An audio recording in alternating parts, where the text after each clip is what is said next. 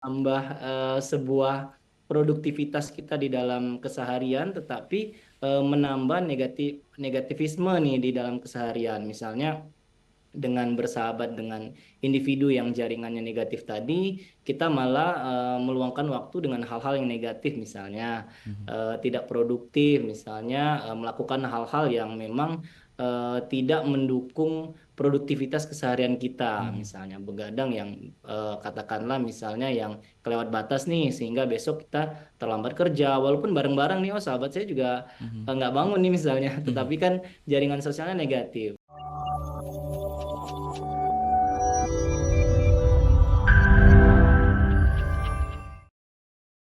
Kenapa kemudian penting kita menjadikan persahabatan ini sebagai salah satu hal yang harus kita perhatikan dalam memperhatikan aspek kesehatan mental kita, Mas Febrian?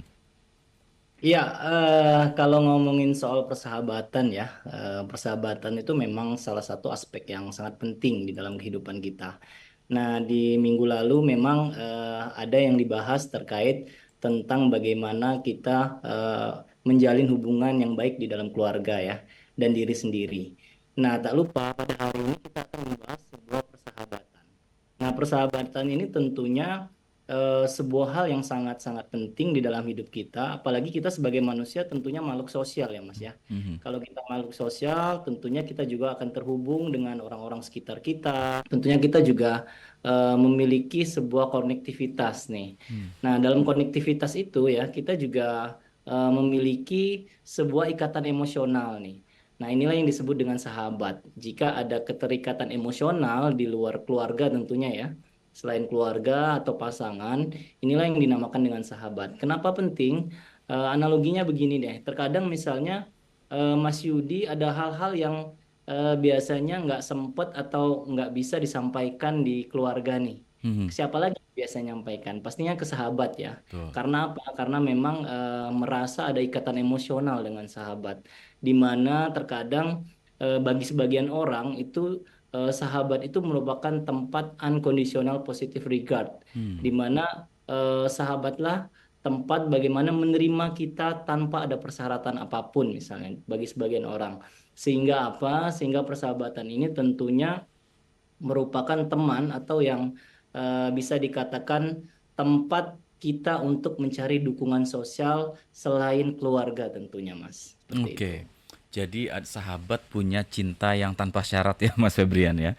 Iya. Mas, kalau kita bicara dengan judul kita kan ada kaitannya dengan jaringan dukungan sosial. Nah, ini dalam konteks kesehatan mental, apa sih yang dimaksud dengan jaringan dukungan sosial ini, Mas Febrian? Ya, jaringan dukungan sosial tentunya di mana step yang lebih lanjut ya, Mhm. di mana kita mengembangkan sebuah bagaimana kita berkomunikasi secara efektif itu awalnya terbentuk di rumah. Nah, itu disebut dengan keluarga. Kemudian, setelah keluarga, tentunya kita juga akan mengembangkan sebuah jaringan komunikasi ya, Mhm. sebuah jaringan sosial di mana kita akan membentuk sebuah komunikasi di luar rumah misalnya. Hmm. Nah, inilah yang disebut dengan jaringan dukungan sosial. Nah, mengapa? Karena kita tentunya perlu untuk memiliki ya sebuah dukungan secara psikologis ya, Mhm. selain keluarga tentunya, hal yang ada di rumah. Kenapa? Karena memang dukungan sahabat ya atau teman sebaya boleh katakanlah ini merupakan hal yang bisa membuat kita merasa didengar dan dipahami selain keluarga. Apalagi hal ini berkaitannya hal-hal dengan kaitan di luar rumah ya yang Mhm. lebih dipahami oleh orang yang kita sebut dengan sahabat yang bisa dikatakanlah misalnya teman seperjuangan gitu ya Hmm. atau teman sepenanggungan dan lain-lain. Sehingga apa? Sehingga dengan adanya dukungan emosional yang terbentuk, ini merupakan sebuah jaringan dukungan sosial membentuk sebuah kesehatan mental kita di luar yang didukung oleh yang namanya sahabat tadi. Begitu. Oke. Wow, menarik ya ternyata awalnya dari keluarga kemudian berkembang ke dalam lingkungan lebih besar termasuk dengan pertemanan, persahabatan ya Mas. Artinya sebetulnya kalau kita bicara tentang jaringan dukungan sosial ini ada yang sehat dan ada yang nggak sehat Mas. Nah, kira-kira Mas Febrian bisa memberikan pencerahan nih tanda-tanda orang yang punya jaringan dukungan sosial yang sehat tuh seperti apa sih Mas?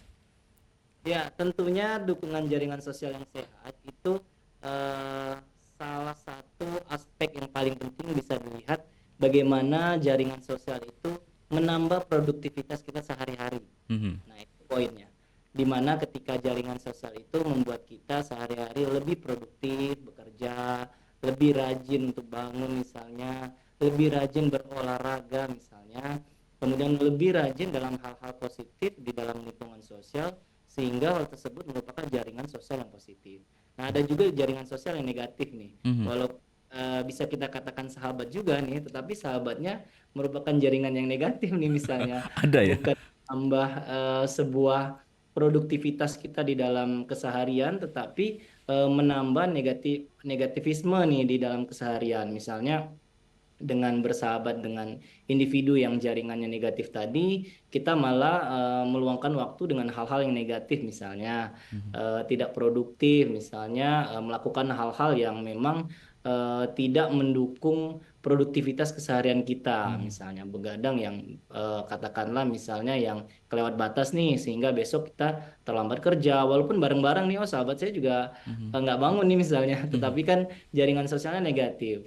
Nah, mhm. itu tadi Mas Yudi, ternyata jaringan sosial ini ada juga yang positif dan ada juga yang negatif.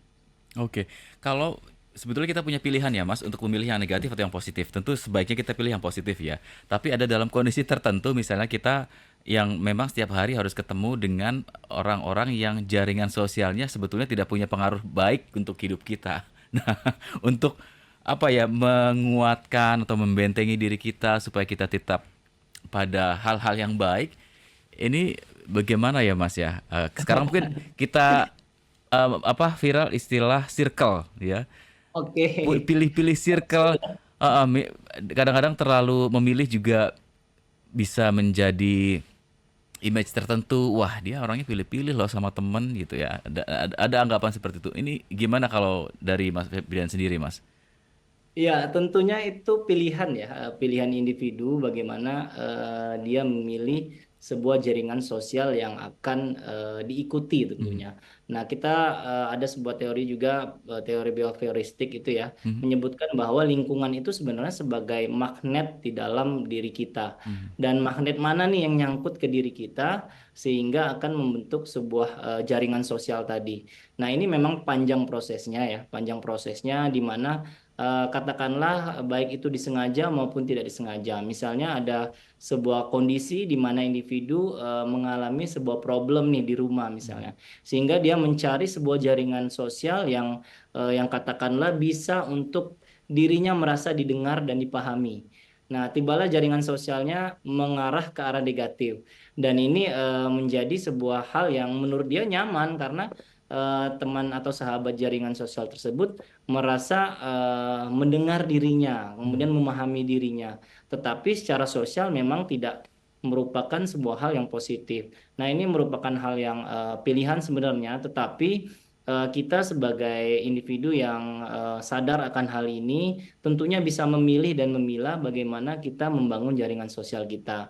Misalnya kita membangun jaringan pertemanan yang katakanlah positif, mhm, di mana kita misalnya terlibat dalam aktivitas sosial dengan jaringan sosial kita, misalnya bergabung dengan klub atau komunitas mmm, yang misalnya minatnya sama nih di arah positif, misalnya minat olahraga atau misalnya minat sosial ya. Kemudian ada hal yang jaringan membuat kita berkembang nih dari hari-hari sebelumnya. Misalnya ada planning-planning bagaimana jaringan sosial tersebut mengajak kita untuk melakukan sebuah grow up nih. Misalnya ada target-target, oh kita ke depan akan melakukan hal yang bersama-sama untuk mencari sebuah tujuan ini misalnya. mhm, mhm. Atau juga malah sebaliknya. Tentu hal tersebut juga menjadi sebuah pilihan individu tergantung bagaimana tadi ada dukungan sosial lain nih, misalnya support sistemnya dari keluarga atau Mhm. misalnya support sistem dari lingkungan yang lebih kuat di mana individu tersebut ikut dalam jaringan sosial tersebut. Oke, Tuh. berarti setiap orang itu sebetulnya secara alami akan punya circle-nya sendiri, jaringan sosialnya sendiri ya Mas ya? Apapun karakternya, apakah dia pribadi yang tertutup, yang terbuka, introvert atau extrovert, pada akhirnya akan menemukan orang-orang yang akan menjadi jaringan sosialnya ya Mas ya? Seperti itu ya Mas ya? Iya, Nah, karena sebenarnya jaringan sosial ini kebutuhan dasar manusia, Mas. oke. Jadi ada teori Abraham Maslow Hmm, menyebutkan bahwa kebutuhan need manusia itu kan ada bertahap nih, hmm, secara piramida.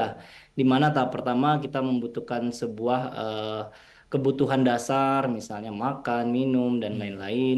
Kemudian kita butuh apa namanya, sebuah kebutuhan akan rasa nyaman, misalnya. hmm, Kemudian kita butuh akan sebuah relasi sosial. Nah, ini tadi yang eh, kata Mas Yudi tadi, apakah kita akan membentuk atau kita baik itu individu yang individualistis misalnya, hmm, hmm, apakah akan punya circle sendiri? Iya, tetapi untuk terkait bagaimana besarnya circle tersebut atau misalnya hal tersebut berapa kualitas yang dimiliki atau berapa banyak itu tergantung